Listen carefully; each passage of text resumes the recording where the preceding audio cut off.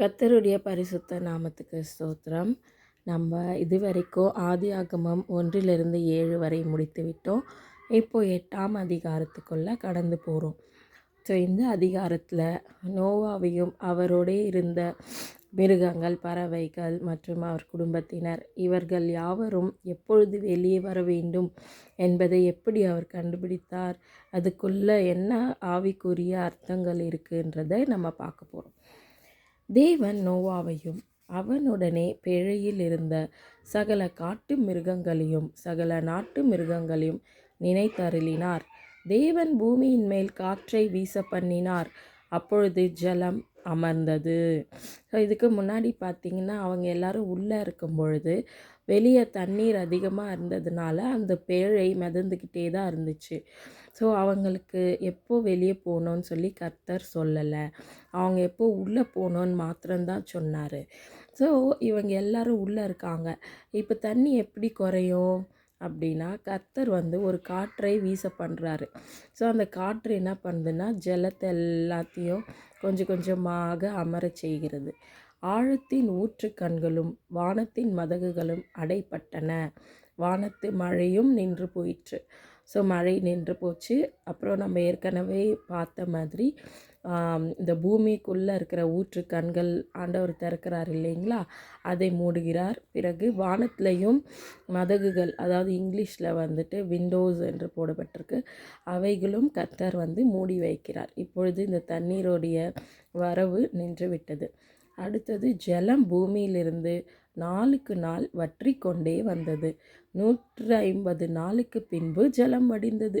So அவங்க 150 நாள் அந்த பேழைக்குள்ளே இருக்காங்க. மழையும் நின்று போன பிறகு அதன் பிறகு தான் கொஞ்சம் கொஞ்சமாக அந்த ஜலம் வடியுது. அப்போ 7ஆம் மாதம் 17ஆம் தேதியிலே பேழை அரராத் என்னும் மலையின் மேல் தங்கிற்று. ஸோ அங்கே ஒரு மலை இருக்குங்க. அந்த மலை பேர் அரராத். ஸோ இந்த பேழை நாங்கள் ஏற்கனவே நம்ம பார்த்த மாதிரி அது மிதந்து மிதந்து என்ன ஆகுதுன்னா இந்த பெரிய பெரிய மலைகள் மேலெல்லாம் அது மிதந்து போய்கிட்டு இருக்கு. ஏன்னா அவைகளும் மூழ்கிற அளவுக்கு தானே தண்ணி இருந்துச்சு. ஸோ அது தண்ணீர் அமர அமர அது என்ன ஆகுதுன்னா அந்த பேழை ஒரு மலையின் மேலே நிற்கிது. அந்த மலை தான் அந்த அரராத் மலை. அதுக்கும் ஆண்டவர் ஒரு நோக்கத்தோடு தான் அங்கே வச்சுருந்தார். இந்த மலை மேலே இன்னுமே பல 1000 வருஷங்கள் கழித்து நோவாவுடைய அந்த பெரிய பேழையுடைய ரிமைன்ஸ் கண்டுபிடிக்கப்பட்டிருக்குது. 10ஆம் மாதம் மட்டும் ஜலம் வடிந்து கொண்டே வந்தது. 10ஆம் மாதம் முதல் தேதியிலே மலை சிகரங்கள் காணப்பட்டன. அப்புறம்தான் 10ஆம் மாதத்தில் தான் மலையோட சிகரங்கள் எல்லாம் கொஞ்சம் கொஞ்சமாக காணப்படுது. 40 நாள் சென்ற பின்பு நோவா தான் பேழையில் செய்திருந்த ஜன்னலை திறந்து ஒரு காகத்தை வெளியே விட்டான். அது புறப்பட்டு பூமியின் மேல் இருந்த ஜலம் வற்றி போகும் வரைக்கும் போகிறதும் வருகிறதுமாக இருந்தது. ஸோ இந்த 40 நாளும் அவர் உள்ளே இருந்து ஜன்னலை திறந்து பார்க்குறாரு. பிறகு ஒரு காகத்தை வெளியே அனுப்புகிறாரு. ஸோ இந்த காகம் ஒரு வேளை அதுக்கு இடம் இருந்தால் உட்காரும், இல்லைன்னா திரும்பி வந்துடும் சொல்லி நினச்சாரு. அதே மாதிரி அது என்ன பண்ணுதுன்னா அதுக்கு இருக்கிறதுக்கு இடம் இல்லாதனால அந்த தண்ணி மேலே போயிட்டு வந்துட்டு இருந்துச்சு. பின்பு பூமியின் மேல் ஜலம் குறைந்து போயிற்றோ என்று அறியும்படி ஒரு புறாவை தன்னிடத்திலிருந்து வெளியே விட்டான். பூமியின் மீதெங்கும் ஜலம் இருந்தபடியால் அந்த புறா தன் உள்ளங்கால் வைத்து இளைப்பாற இடம் காணாமல் திரும்பி பேழையில் அவனிடத்தில் வந்தது. அவன் தன் கையை நீட்டி அதை பிடித்து தன்னிடமாக பேழைக்குள் சேர்த்து கொண்டான். ஸோ இப்போது இந்த புறான்றது எதை குறிக்குதுன்னா தேவனோட சபையை இல்லைன்னா ஆவியானவர் என்பதை நம் புறாவை குறிக்கிறதாக நம்ம சொல்ல முடியும். ஸோ ஏற்கனவே பூமி படைக்கப்பட்ட போது யோசிச்சு பாருங்கள், ஆழங்களின் மேல் ஆவியானவர் அசைவாடி கொண்டிருந்தார் என்று சொல்லி பார்க்குறோம். ஸோ அவருக்கு இளைப்பாறுகிற இடம் இல்லை. அதனால தான் கர்த்தர் இந்த ஜலத்திலிருந்து ஜலம் பிரிய கடவுது, வெட்டாந்திரை உண்டாக கடவுது என்று சொல்லி இந்த பூமியை அழகாய் அவர் சீரமைத்து மனிதனையும் படைத்து வைத்தார் என்று நம்ம பார்க்குறோம். இப்போ பார்த்திங்கன்னா அதே போல் ஒரு சிமிலரான சம்பவம் இங்கே நடக்குது. பூமியின் மேல் ஜலம் இருக்கிறது, அங்கே அந்த புறாவால் ரெஸ்ட் பண்ண முடியவில்லை. ஸோ அது திரும்பி இந்த பேழையாகிய கர்த்தரிடத்தில் திரும்பி வருகிறது என்று சொல்லி நம்ம ஆவிக்குரிய அர்த்தத்தில் புரிந்து கொள்ளலாம். அவன் தன் கையை நீட்டி அதை பிடித்து தன்னிடமாக பேழைக்குள் சேர்த்து கொண்டான். பின்பு 7 நாள் பொறுத்து மறுபடியும் புறாவை பேழையிலிருந்து வெளியே விட்டான். அந்த புறா சாயங்காலத்தில் அவனிடத்தில் வந்து சேர்ந்தது. இதோ அது கொத்தி கொண்டு வந்த ஒரு ஒலிவ மரத்தின் இலை அதன் வாயில் இருந்தது. அதனாலே நோவா பூமியின் மேல் ஜலம் குறைந்து போயிற்று என்று அறிந்தான். ஸோ இந்த 7 நாள் ஆண்டவர் இந்த உலகத்தை படைத்ததுக்கு நம்ம ஒரு ஈக்குவலாக நம்ம வைத்து கொள்ளலாம். 7 நாளில் ஆண்டவர் உலகத்தை படைத்து முடித்து விட்டு பிறகு ஆவியானவர் மனுஷனோட கூட அசைவாட ஆரம்பிக்கிறார் என்று சொல்லி நம்ம அதை புரிந்து கொள்ளலாம். ஸோ இப்போ அந்த புறா என்ன பண்ணுதுன்னா போயிட்டு சாயங்காலம் வருது. அது வரும்பொழுது அது வாயில் ஒரு ஒலிவ இலை இருக்கிறது. இந்த ஒலிவ இலை நியூ பிகினிங்கை குறிக்கிறது. பிரியமானவர்களே, உலகம் முழுவதும் அழிக்கப்பட்ட பிறகு அந்த பெரிய ஜட்ஜ்மெண்ட்டுக்கு பிறகு ஒரு புது வாழ்வு அங்கே தொடங்குகிறது. பூமியின் மேலே எல்லாம் அழிந்து ஈவன் இந்த trees and plants and animals and birds எல்லாமே அழிந்த பிறகு அங்கே ஒரு புது வாழ்வு தொடங்குகிறது. அதுதான் அந்த ஒலிவ மரத்தோட இலை. ஒரு சில இடத்துல நம்ம பெரிய ஒரு பிரான்ச் எடுத்துகிட்டு வர மாதிரி படம் வரைஞ்சிருப்பாங்க. அது உண்மை இல்லைங்க. இங்கே போட்டிருக்கிறது பாருங்கள், ஒரே ஒரு இலை தான் அது எடுத்துகிட்டு வந்துச்சு. அது ஒரு சின்ன ஒரு பறவை தானே. பின்னும் 7 நாள் பொறுத்து அந்த புறாவை வெளியே விட்டான். அது அவனிடத்திற்கு திரும்பி வரவில்லை. அப்போ வெளியே விட்ட போது அதுக்கு உட்கார இடம் கிடச்சிச்சின்னு அர்த்தம். அது திரும்பி வரவில்லை. ஸோ இது ஆவிக்குரிய அர்த்தத்தில் நம்ம எப்படி புரிஞ்சிக்கலான்னா, கர்த்தர் அவரோடு கூட ஒரு நாள் இந்த பூமிக்கு திரும்பி வரும்பொழுது அவர் புதிய வானத்தையும் புதிய பூமியும் படைக்கப் போகிறார். பிரியமானவர்களே, அப்பொழுது நம்முடைய ஆண்டவர் தம்மோடு கூட தம்முடைய பரிசுத்தவான்களையும் கூட்டி கொண்டு வருவார். இந்த நோவாவின் பேழையை போல நாம் யாரெல்லாம் உண்மையாக இருக்கிறோமோ அவங்கள மாத்திரம் ஆண்டவர் தன்னிடமாய் சேர்த்து கொண்டு நீதிமான்களை பாதுகாக்கிற தேவனாக இருக்கிறாரு. ஒரு நாள் அவர் திரும்பி வரும் பொழுது அவர்களையும் கூட கூட்டிட்டு வருவார்.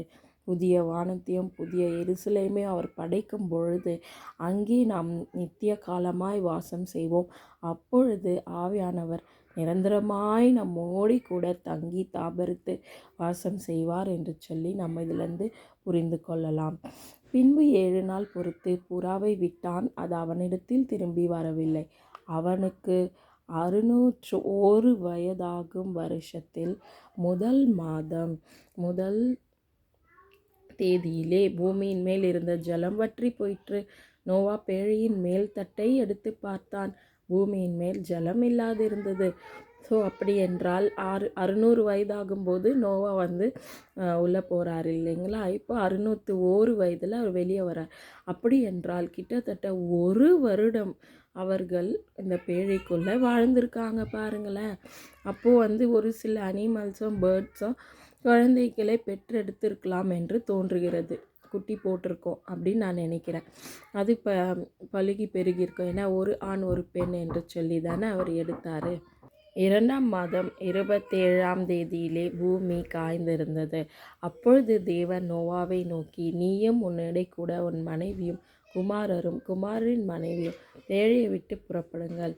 உன்னிடத்தில் இருக்கிற சகலவித மாம்ச ஜந்துக்களாகிய பறவைகளையும் மிருகங்களையும் பூமியின் மேல் ஊறுகிற சகல பிராணிகளையும் உன்னோடே வெளியே வரவிடு. அவைகள் பூமியிலே திரளாய் வர்த்தித்து பூமியின் மேல் பழுகி பெருக கடவுது என்றார். அப்பொழுது நோவாவும் அவன் குமாரரும் அவன் மனைவியும் அவன் குமாரன் மனைவிகளும் புறப்பட்டு வந்தார்கள். பூமியின் மேல் நடமாடுகிற சகல மிருகங்களும் ஊறுகிற சகல பிராணிகளும் சகல பறவைகளும் ஜாதி ஜாதியாய் பேழையிலிருந்து புறப்பட்டு வந்தன. அப்பொழுது நோவா கர்த்தருக்கு ஒரு பலிபீடம் கட்டி சுத்தமான சகல மிருகங்களிலும் சுத்தமான சகல பறவைகளிலும் சிலவற்றை தெரிந்து கொண்டு அவைகளை பலிபீடத்தின் மேல் தகன பலிகளாக பலியிட்டான் என்று சொல்லி நம்ம பார்க்குறோம். ஸோ வந்துட்டு அங்கே பூமியில் பலுகி பெருக கடவுது என்று சொல்லுகிறார். மறுபடியும் ஒரு புது லைஃப் அங்கே ஆரம்பிக்கிறது. வெளியே அவைகள் வந்து மறுபடியும் புதுசாக அது பலுகி பெருக ஆரம்பிக்குது. அப்பொழுது அதில் சுத்தமாக இருக்கிற ஒரு சில பறவைகளையும் மிருகங்களையும் தெரிந்து கொண்டு தகன பலியை ஆண்டவருக்கு அவர் செலுத்துறாருன்னு சொல்லி நம்ம பார்க்குறோம். சுகந்த வாசனையை கர்த்தர் முகர்ந்தார். அப்பொழுது கர்த்தர், இனி நான் மனுஷன் நிமித்தம் பூமியை சபிப்பதில்லை. மனுஷருடைய இருதயத்தின் நினைவுகள் அவன் சிறு வயது தொடங்கி பொல்லாததாக இருக்கிறது. நான் இப்பொழுது செய்தது போல இனி சகல ஜீவன்களையும் சங்கரிப்பதில்லை. ஸோ ஆண்டவர் என்ன சொல்கிறாருன்னா, அந்த சுகந்த வாசனையை நுகர்ந்த பிறகு மனுஷன் குழந்தையிலேருந்தே அவனுக்கு அந்த பாவம் இருதயத்தில் இருக்க அந்த பாவம் அது அப்படி தான் இருக்கும் அப்படின்னு சொல்லி ஆண்டவர் சொல்கிறாரு. ஸோ அதனால் இவன் நிமித்தம் நான் பூமியை சபிக்க மாட்டேன்.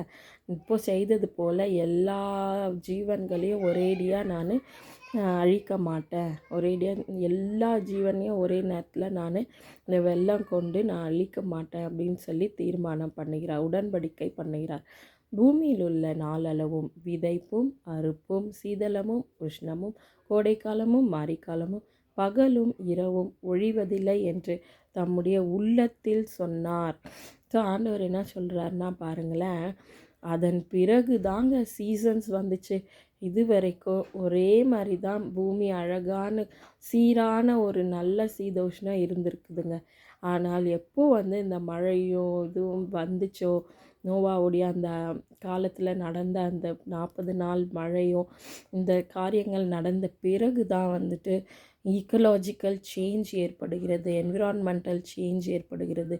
ஸோ அங்கே இருந்த அந்த என்விரான்மெண்ட்டை சுற்றி இருக்கிற அந்த பேரியர்ஸ் எல்லாம் பிரேக் ஆகுது. இதனாலே தான் இந்த சீசன்ஸ் இருக்குல்ல, விதவிதமான seasons, summer season, rainy season, இது எல்லாமே இதுக்கப்புறம் தான் பூமிக்குள்ளே வருகிறது என்று சொல்லி நம்ம பார்க்குறோம். அது அவ்வளோதாங்க.